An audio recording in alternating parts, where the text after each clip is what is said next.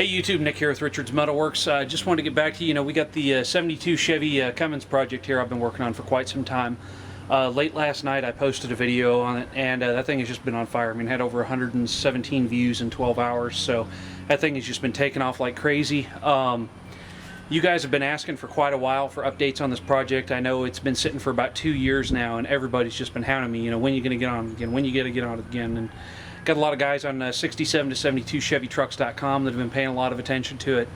I know there's been a lot of folks that have been kind of waiting, and I know there's probably even a few of you that have lost a little hope. To give you a little bit of background on what's happened is I was in a really bad car accident about 2 years ago.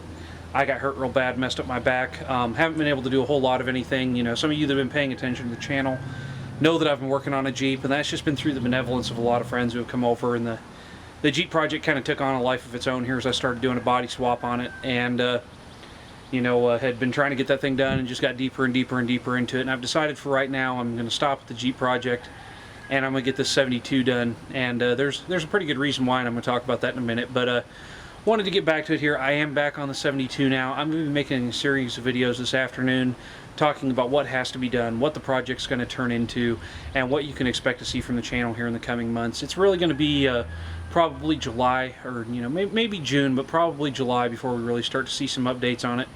But I want to give you guys some things to think about, and I know a lot of you are thinking about your own Cummins projects and thinking about doing things like this and want to know what it takes, because it's getting to be a very popular swap out there, and there is a lot of information, but there's a lot of things that I found that aren't readily talked about out there. So I'm going to try and give you guys some good information and what you need to know when you're thinking about doing a project like this. So stay tuned and I'll keep you informed. As a lot of you know, this is my 2000 GMC Crew Cab Dually. Been doing a lot of work to this truck lately. It's got a new transmission in it.